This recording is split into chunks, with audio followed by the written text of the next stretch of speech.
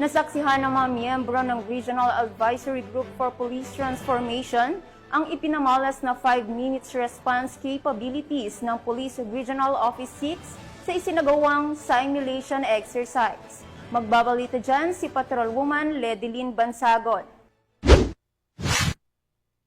Muling ipinakita ng Police Regional Office 6 sa pangunguna ni Police Brigadier General Josefino D. Ligan, Regional Director ng PRO6, ang kahusayan at bilis ng kapulisan sa pamamagitan ng 5-minute police response capabilities sa mga membro ng Regional Advisory Group for Police Transformation and Development 6 na pinamumunuan ni Chairperson Professor Mary Ann Tupas Gumban sa Camp Jufela B. Delgado, Fort San Pedro, Iloilo City. Ito lamang ika-17 ng Hulyo taong kasalukuyan. Nasaksihan ng grupo ang kahalagahan at tibong implementasyon ng programa sa pamamagitan ng serye ng simulation exercises. 2 simulation exercise ang isinagawa sa Iloilo City.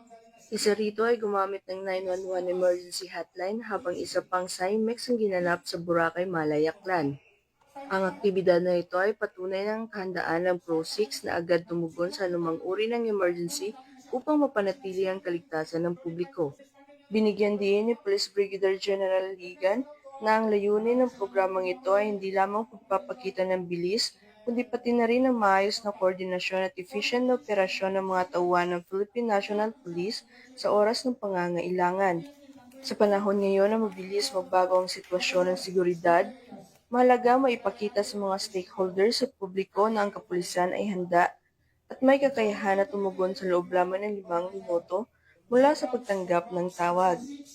Dagdag pa niya, ang pagkakaroon ng mabilis na response time ay makakatulong upang maiwasan ng mas malalang insidente at masiguro ang kaligtasan ng mga mamamayan.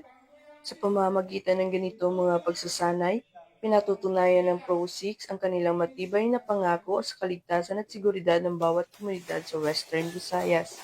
Ito ay nagpapakita na sa oras ng pangangailangan, maaari nating asahan ang kapulisan na agad darating upang magbigay ng proteksyon at solusyon. Sa huli, nananatiling pangunahing layunin ng PRO6 na itaguyod ang isang ligtas at mapayapang rehiyon kung saan ang bawat mamamayan ay may kumpiyansang ang kanilang pulis ay mabilis, maaasahan at handang magserbisyo anumang oras. Mula dito sa Police Regional Office 6, ako ang inyong Police News Network Correspondent, Patrolwoman Ledilyn Bansagon, alagad ng batas, tagataguyod ng Balitang Pulis.